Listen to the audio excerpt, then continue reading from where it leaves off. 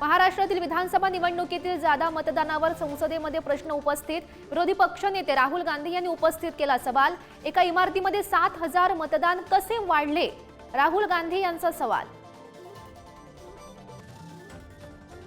नांदेड जिल्ह्यात महायुतीतील विसंवाद चव्हाट्यावर। अशोक चव्हाण यांच्या स्वबळावरील वक्तव्यानंतर वाद। चव्हाण भाजपाचे नेते आहेत का हे तपासावं, आमदार प्रताप पाटील चिखलीकर यांचा टोला। अंजली दमानिया उद्या पत्रकार परिषद घेऊन धनंजय मुंडे यांच्या विरोधात देणार पुरावे, राजीनाम्याचीही करणार मागणी। बीडच्या आरोपींचं समर्थन करणाऱ्या नामदेव शास्त्रींनी भूमिका बदलल्याची चर्चा। देशमुख कुटुंबियांच्या पाठीशी भगवानगड असल्याचं वक्तव्य।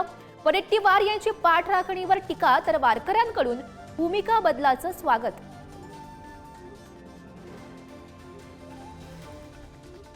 शिवराज राक्षेनं पंचाला लाथ घातली, ही चूक झाली असल्या पंचाला गोळ्या घातल्या पाहिजे होत्या। डबल महाराष्ट्र केसरी चंद्रहार पाटील यांचं खळबळजनक वक्तव्य।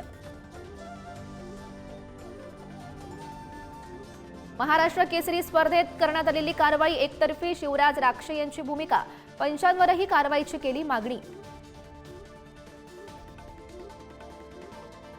कुस्तीपटू शिवराज राक्षेवर आणि महेंद्र गायकवाड यांच्यावरील बंदीवर अर्जुन पुरस्कार विजेते काका पवार यांचा आक्षेप। दोन संघटनांमधील वादामुळे खेळाडूंवर अन्याय का?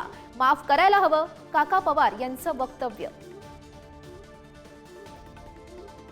हिरव्या सापांची वळवळ बंद झाली नाही तर वराह जयंती सुरू करू, मंत्री नितेश राणे यांचं चिथावणीखोर वक्तव्य।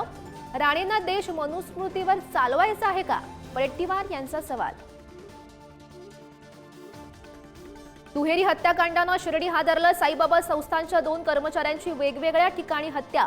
हत्येचं कारण अस्पष्ट, पोलिसांकडून एक संशयित ताब्यात।